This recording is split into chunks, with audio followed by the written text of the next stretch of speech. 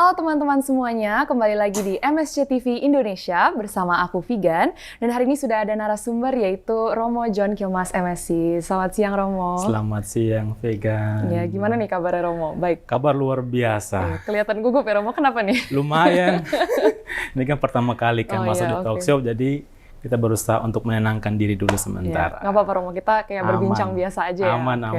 Jadi mungkin untuk ice breaking sedikit, boleh Romo perkenalan dulu ke teman-teman di rumah semua. Oke, baik teman-teman sekalian, nama saya Romo John Kilmas MSc.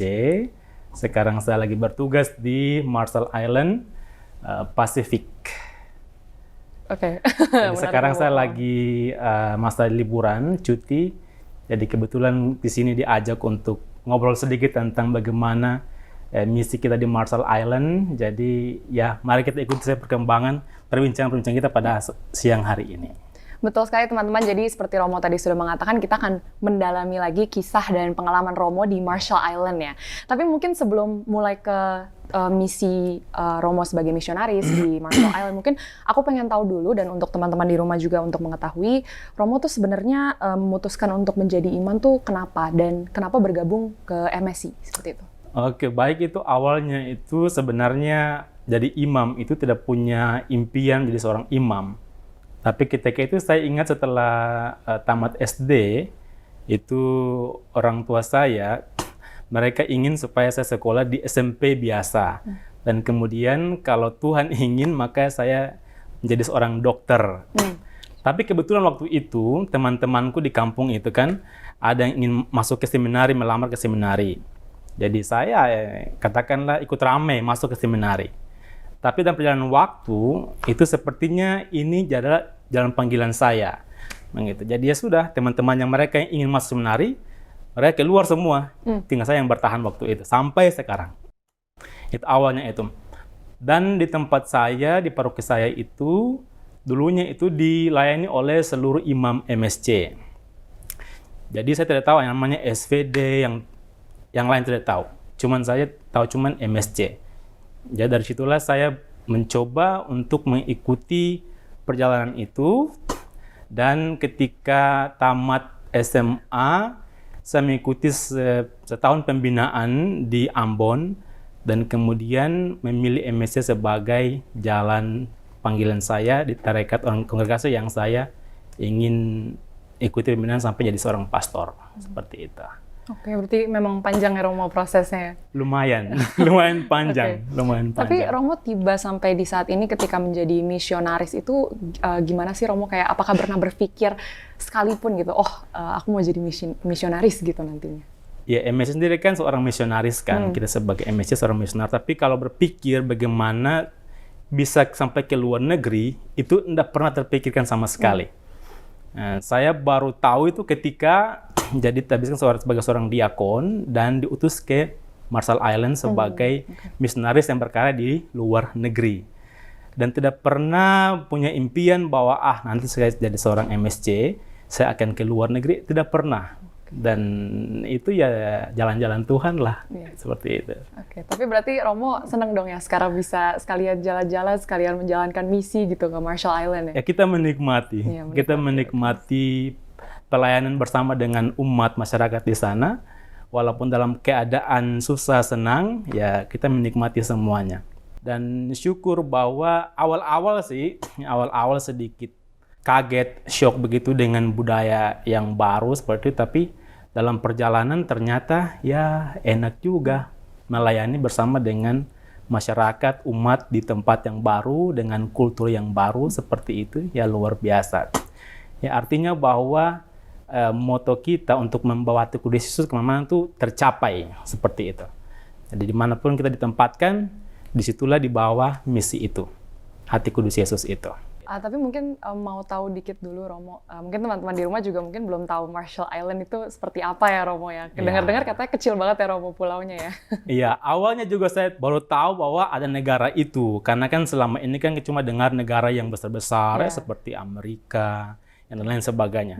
Tapi ketika dibilang bahwa ada misi kita di Marshall Island, ya, saya awalnya pikir negara itu di mana, begitu kan? Ya, setelah ditugaskan sana, baru saya mencari, ya, searching di Google bahwa oh negara ini dia ada di Pasifik, bentuk negaranya begini.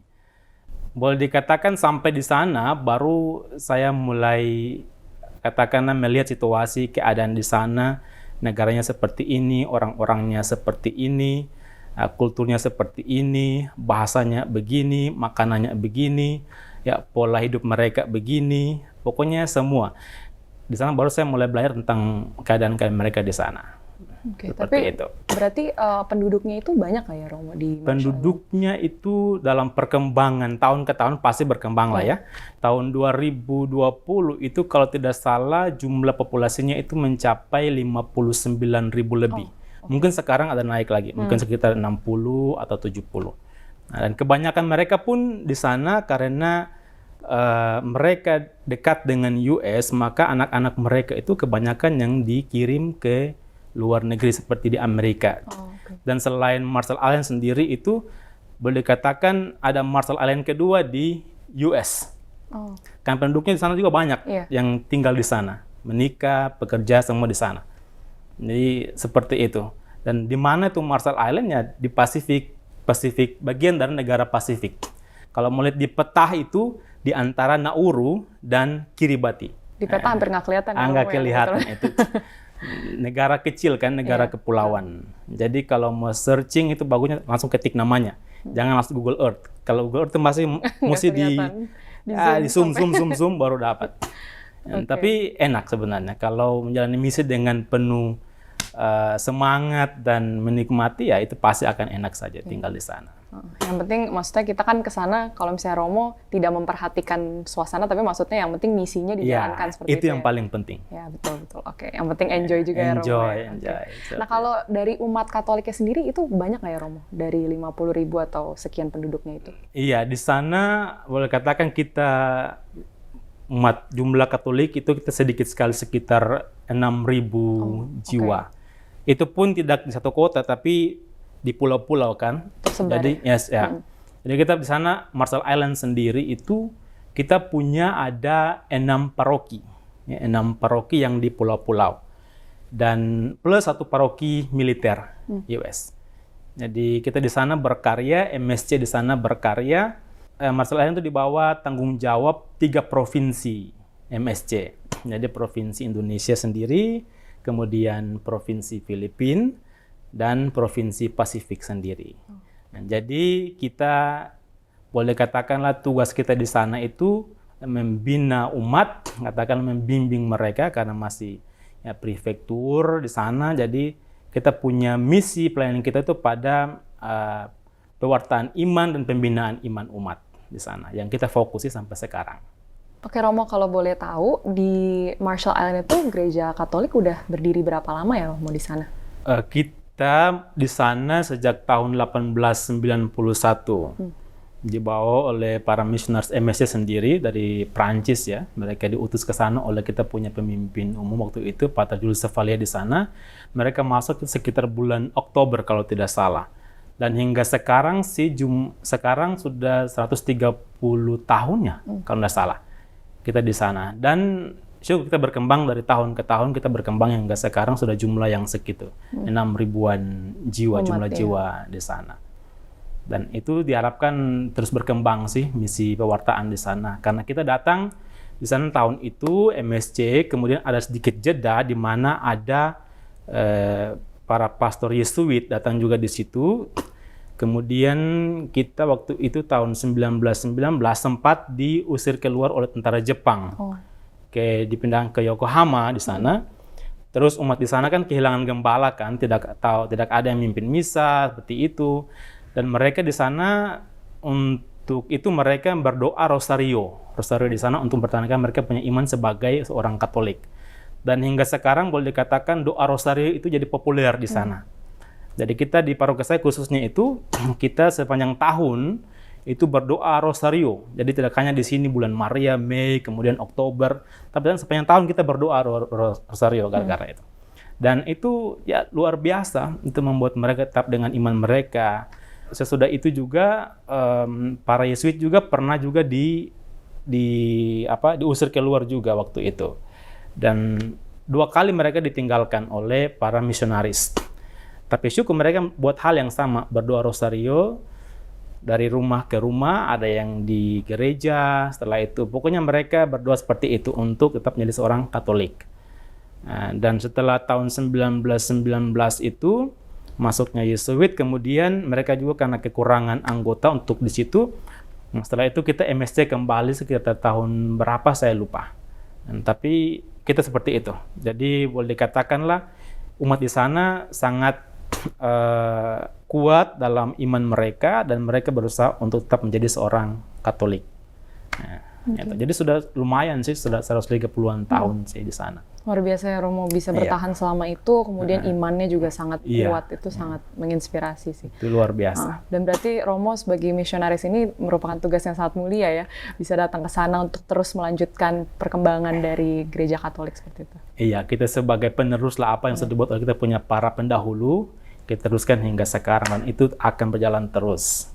Ya diharapkan bahwa ke depannya ada panggilan imam, terus panggilan suster dari Marshall sendiri. Karena hingga sekarang itu belum ada panggilan menjadi seorang imam atau menjadi seorang suster, belum ada. Mereka pernah punya satu suster, tetapi dia sudah meninggal dan tidak ada lagi dia punya pengganti di sana. Nah, kita berusaha untuk membuat aksi panggilan dengan menarik berbagai katakanlah kalangan yang sudah masih umur dari SMA atau sudah tamat SMA untuk masuk bergabung dengan kita, tetapi itu rupanya sangat sulit. Ya. Pernah mereka mengirim beberapa orang ke Filipina, tetapi gagal semuanya. Dan hingga sekarang kita masih berdoa untuk panggilan di sana. Dan saya yakin bahwa ketika ada imam lokal di sana, dia akan naik tingkat kemudian menjadi sebuah keuskupan. Ya, seperti itu. Jadi kita mendoakan saja semoga ke depannya ya, kita punya imam lokal di sana, imam projo begitu, yang bisa melayani umat mereka sendiri. Karena selama ini yang melayani kita semua dari luar, imam dari luar lain, luar negeri, Indonesia, berbagai tempat datang di situ. Tapi mereka punya imam lokal sendiri, enggak. Sangat sulit untuk menemukan panggilan. Ya, syukur bahwa sebelum saya datang itu ada 2 atau 3 OMK orang muda yang tertarik untuk mau menjadi suster. Nah, itu syukur sekali. Kita ada punya benih panggilan seperti itu. Dan ya kita terus mengharapkan supaya mereka kemudian akan menjadi seorang suster. Ya, mudah-mudahan mendapatkan jalan. Ya, kita berdoa saja. Kalau selain misi-misi tersebut Romo dari MSC, apakah Romo ada misi juga yang berkaitan dengan seperti membantu perekonomian atau membantu pendidikan seperti itu? Ya, sebenarnya kita di sana itu boleh katakan karena misi kita yang paling utama itu pewartaan iman, sehingga soal ekonomi itu kebanyakan kita tidak membantu mereka secara, karena kita kan misi untuk pewartaan iman untuk tidak membantu perekonomian, tetapi kita lebih fokus pada pendidikan di sekolah-sekolah. Dan di sana kita punya 3 sekolah, 3 sekolah Katolik di sana, dan syukur hingga sekarang masih bertahan. Kita punya sebelumnya itu ada berapa lagi sekolah, tapi karena kekurangan tenaga dan juga kekurangan katakanlah sumber dana sehingga kita tutup sekolah itu. Dan sekarang bertahan itu ada 3 sekolah.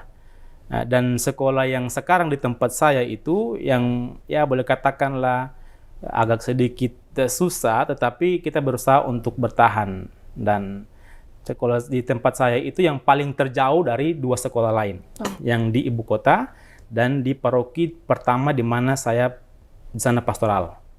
Nah, itu. Dan ini paroki terluar di tempat saya ini. Maka mereka bilang sebagai outer island, ya. Pulau-pulau yang terluar.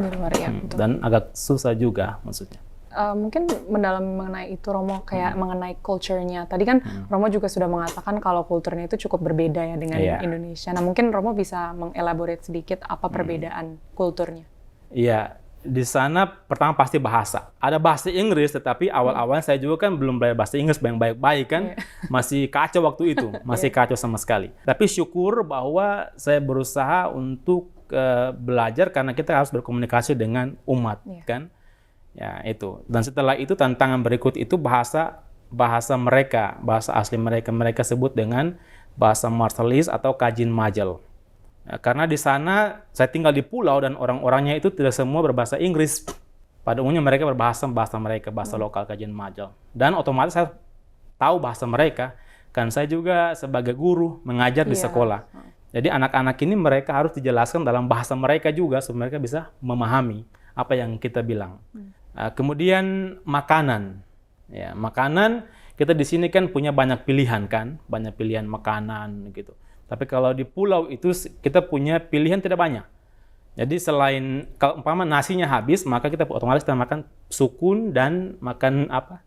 Pisang. Oh, pisang. Dan itu ya kadang kita berpikir juga, wah, kalau Indonesia ini kita pasti punya banyak pilihan dan makan enak ini. Kangen ya, Romo. Gitu. Tapi di pulau cuman itu yang kita bisa akses. Ya, bisa makan seperti itu.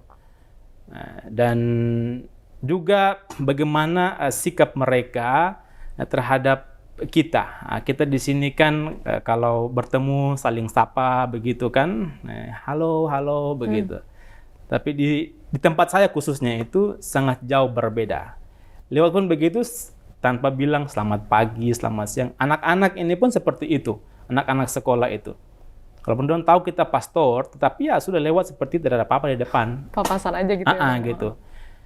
Tapi di tempat lain agak sedikit bagus. Di tempat saya yang pertama sebagai diakon waktu itu, sangat bagus. Mereka punya perhatian pada imam, kepada suster, itu sangat bagus. Tapi di tempat saya yang sekarang ini agak sedikit jauh berbeda. Sehingga awal-awal saya ke sana pun sedikit syok dengan keadaan seperti itu. Dan budaya mereka, bukan budaya, tapi mereka katakanlah sedikit cuek. Orang-orangnya itu cuek di tempat saya itu. Jadi awal-awal sih gitu rasa, wah jauh sekali dengan tempat pertama saya itu. Jadi di awal mereka biasa bilang halo pastor, selamat pagi pastor, tapi di sini enggak gitu. Jadi agak sedikit ya rasa gimana gitu. Gitu ya. Ya, okay. Tapi Romo nggak jadi cuek juga kan di sini di ketemu orang-orang Indonesia? Enggak lah. Oh, enggak ya, oke. Itu kita punya budaya itu selalu say hello ya kan? itu. Oke deh.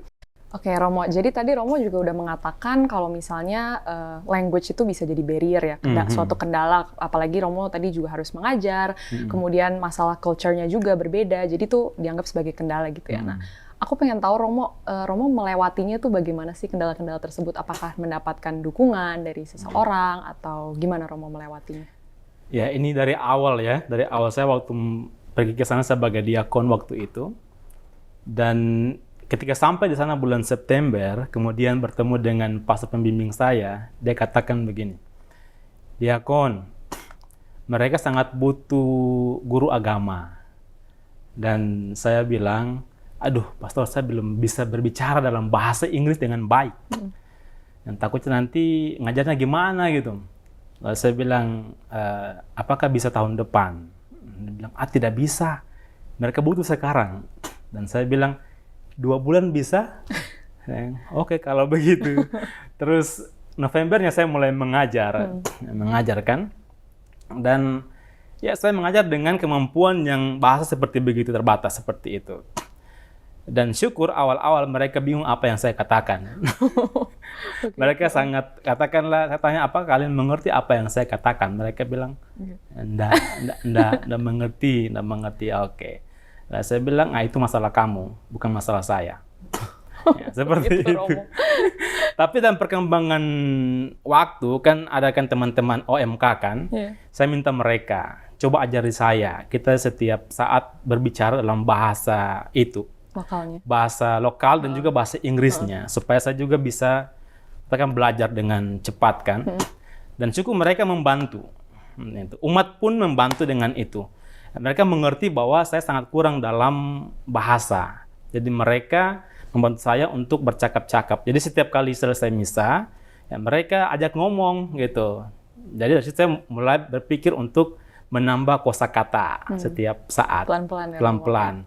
Kita di sini kan bahasanya kan kita belajar, tapi hafal kata kemudian tidak digunakan, hilang itu. Iya, betul. Nah, tapi di sana apa yang kita hafal kita gunakan. Jadi itu membantu sekali. Dan kemudian juga pastor pembimbing saya waktu itu, banyak dia kayak saya kesempatan untuk berbicara di depan.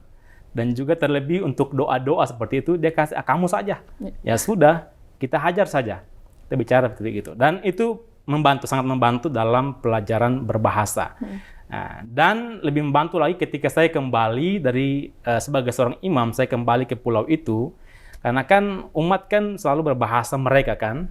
Jadi ya otomatis saya harus pun berbicara dalam bahasa mereka, belajar pelan-pelan. Dan saya bilang kalau saya salah bicara, salah kata, itu kalian koreksi. Nah, itu sangat membantu. Dan itu mereka lakukan setiap selesai misa. Dan selesai misa itu kita biasa ada ngobrol sekitar ya 20 menit begitu sebelum makan malam kan. Jadi saya dengar apa yang mereka ucapkan, mereka katakan, dan saya membalas pelan-pelan dengan bahasa mereka.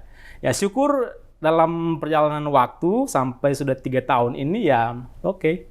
Akhirnya Bisa ngomong, bisa ngomong begitu walaupun tidak selancar, tetapi paling tidak kita bisa dengan mereka komunikasi seperti itu. Ya syukurnya di situ mereka membantu. Hebat sih Romo bisa belajar bahasa cepat Ya, banget. Aku kayaknya, lumayan lah. aku belajar bertahun-tahun suatu bahasa aja kayaknya mau ngomong aja susah Romo. Apalagi mau ngajar gitu kan langsung ke depan orang. Ya. Tapi bagus lah Romo kalau gitu. Berarti Romo sekarang udah bisa banyak bahasa dong. Enggak juga sih. Gak apa-apa Romo, nambah skill ya. Ya, begitu. Kita berusaha kan, kita kan misionaris kan. Ya, jadi ya paling tidak kita harus juga mengembangkan sesuatu untuk dibagikan ke umat juga. Nah, kalau Romo stay-nya di sana itu berapa lama sih Romo? Terhitung sejak saya tabisan diakon, saya ke sana, kemudian saya balik tahun 2019 tabisan imam, dan kemudian saya kembali ke sana hingga sekarang. Jadi terhitung semuanya itu 4 tahun lah. Oh, lama juga 4 tahun sudah di sana. Tapi berarti sekarang karena Romo cuti, berarti nanti akan kembali ke sana Akan kembali ke sana lagi. Rencana sampai kapan? Tidak tahu sampai kapan. Karena ini kan misi kan, purpose. Jadi kita tidak bisa bilang, oh saya hanya 3 tahun, saya hanya 5 tahun. Enggak, kita ikuti saja apa yang diarahkan kepada kita kan, menjalani misi kan tidak. Mungkin malah kalau mereka ke misi, mereka bilang, oh ketemu lagi di surga. Begitu. Sekarang sudah ada kontrak-kontrakan, begitu berapa? 3 tahun ke, 5 tahun ke, begitu. Ada kontraknya. Oh, okay. Nah, jadi kita tidak bisa bilang seenaknya kita, oh saya pergi hanya 3 tahun, saya balik, sudah. Enggak bisa. Sebagai seorang misionaris ya kita ikuti arahan dari kita punya pemimpin saja. Seperti itu. Menikmati saja. Iya, bagus lah Romo kalau gitu. Mungkin Romo mau nanya sedikit tentang kesan-kesan Romo nih. Jadi secara keseluruhan pengalaman Romo menjadi misionaris di Marshall Island tuh kesannya seperti apa? Iya, awal-awal sih kesannya sih susah di sana. Tapi dalam perjalanan waktu saya tidak mengalami lagi susah. Yang ada enak.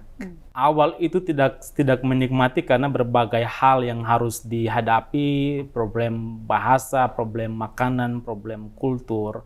Tapi setelah tinggal dengan mereka, kita mengetahui kehidupan mereka seperti ini, dan ya otomatis sebagai seorang misionaris kita harus berusaha untuk tinggal dengan mereka, mengalami apa yang mereka rasakan, dan itu membentuk dalam diri ya suatu katakanlah ketertarikan untuk ya kita melayani seperti ini.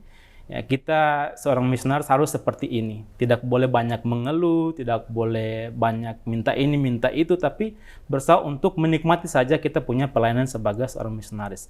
Karena kalau kita banyak mengeluh di sana, mereka bilang orang ini tidak nyaman di sini. Orang ini ke sini untuk apa? Hanya untuk mengeluh. Nah, itu kita berusaha untuk menghindari seperti itu. Jadi kesan saya selama ini ya sudah, kita menjalani saja misi kita seperti itu, dan kita membawa hati kudus Yesus itu ke tengah-tengah mereka dengan cara kita sendiri. Dan sejauh ini sih mereka senang. Mereka senang dengan pelayanan kita sebagai seorang MSC. Nah, justru saya dapatkan itu ketika saya sudah 2 tahun pelayanan di tempat saya yang sekarang ini, Jabor Jalwit. Nah itu. Awal-awal sih saya katakanlah sedikit tegas, marah kepada mereka karena melihat kebiasaan-kebiasaan mereka di dalam gereja, bagaimana mereka menjalani hidup sebagai seorang Kristiani di situ. Ya, saya berusaha untuk meluruskan itu. Dan mereka mengerti dan memahami bahwa oh ternyata itu salah. Dan bagus bahwa pastor sekarang bawa kita ke jalan yang benar. Nah, seperti itu. Jadi mereka katakanlah happy, gembira. Ya, walaupun ada beberapa yang masih ini, tapi pada umumnya mereka senang dengan pelayanan kita sebagai MSC. Dan kita pun senang sebagai seorang misionaris. bahwa kita bisa membawa hal yang bagus untuk kehidupan mereka ke depan. Seperti itu. Berarti mereka itu terbuka ya Romo ya Iya. terhadap saran dan juga pembelajarannya gitu ya. Itu betul. Kultur budaya Amerika itu sangat mereka ikuti, free kan. Jadi apapun mereka untuk hal bagus mereka terbuka. Seperti itu. Jadi kita bersyukurnya di situ. Tapi benar sih Romo, kalau misalnya yang tadi Romo bilang semakin kita mengeluh itu biasanya makin terasa lama, nggak enjoy gitu ya. Jadi berasa nggak enak gitu ya. Dan Iya. diterima mereka juga tidak enak gitu ya Romo. Iya, itu betul. Dan kita sendiri pasti akan stres. Iya betul. Mengeluh sendiri stres, sakit, dan bisa pulang. Karena misi gagal berarti. Iya. Oke. Nah, kalau misalnya Romo mendapatkan kesempatan lagi nih setelah selesai dari Marshall Island, apakah Romo pengen menjalani misionaris lagi? Terus kalau misalnya iya, kira-kira di mana nih Romo? Soal itu baiknya kita tanyakan pada pemimpin deh. Romo nggak ada. Karena kita ada kalau mau bilang kita memilih tempat kita suka di sini, kita Iya, suka di sini. Tetapi sebagai seorang misionaris kan, apalagi kita MSC yang boleh katakanlah kita taat pada pemimpin, dimanapun kita diutus, kita harus katakan ya, siap untuk pergi, dimanapun itu. Kalau kita bilang memilih, ya saya akan memilih tempat yang saya suka, seperti itu. Tetapi ya beginilah kita MSC kan, tidak bisa atur diri sendiri. Kalau atur diri sendiri, ya untuk apa kita menjadi seorang misionaris? Betul. Ya, seperti itu. Oke. Jadi tidak sama sekali tidak ada impian mau kemana.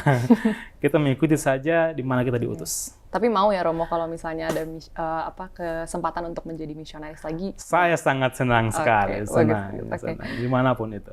Romo, mungkin pertanyaan terakhir, kalau misalnya untuk teman-teman kita yang menonton di rumah, mau misalnya terinspirasi nih sama cerita Romo, kemudian mau menjadi imam atau menjadi misionaris juga, kira-kira Romo ada saran atau opini gitu kepada mereka yang mau Romo sampaikan? Iya, ya kita semua ini misionaris kan, di tempat kita masing-masing, entah di keluarga, entah di tempat kerja, itu bagian dari kita punya misi perutusan. Ya. Tapi bagi mereka yang mau tertarik menjadi seorang misionaris, maksudnya hidup mereka membaktikan diri secara utuh untuk pelayanan di gereja, ya kalau Anda perempuan, laki-laki yang tertarik, silakan bergabung mendengar panggilan Tuhan untuk pelayanan yang lebih spesifik, pelayanan pada pewartaan cinta kasih Tuhan di tempat dimanapun nanti diutus. Jadi kalau mau bergabung dengan kita, ayo silakan datang. Kalian pasti akan menikmati pelayanan pewartaan Tuhan yang luar biasa di tempat dimanapun itu. Seperti itu. Apalagi sudah mendengar cerita Romo, jadi makin menarik ya. Banyak sekali pengalaman yang bisa didapatkan. Seperti itu sudah. Dan dengarkan panggilan Tuhan. Nah, dan itu pasti akan jauh lebih menarik. Dan akan membawa banyak, katakanlah, berkat untuk banyak orang dimanapun itu. Nah, kita senang secara pribadi sih, diutus, mewartakan sabda Tuhan, cinta Tuhan di tempat yang terpencil seperti itu. Oke. Ya. Oke, teman-teman semuanya, menarik banget nih perbincangan kita dengan Romo Ohan hari ini ya. Sudah mendengarkan kisah dan perjalanan Romo menjalani misinya sebagai misionaris di Marshall Island. Nah, berdasarkan cerita Romo hari ini, kita juga tahu kalau misalnya menjadi seorang misionaris itu ternyata sebenarnya tidak sulit jika kita enjoy prosesnya ya Romo. Betul. Ya. Dan kemudian memang mungkin terdengar banyak rintangan, banyak kesulitan atau tantangan, tapi yang penting kalau misalnya kita enjoy, pasti semua itu bisa ada jalannya dan bisa dijalankan dengan baik gitu. Apalagi kita menjalani misi dari Tuhan seperti itu ya Romo ya. Oke, sekian teman-teman dari perbincangan kita hari ini dengan Romo John Kilmas MSI. Jadi terima kasih Romo sudah hadir pada hari ini. Terima kasih sudah meluangkan waktunya untuk membicarakan pengalamannya. Jadi untuk teman-teman jangan lupa tune in ke episode selanjutnya. Salam dari saya Vigan dan juga dari Romo John. Ya, sampai jumpa di episode selanjutnya. Terima kasih.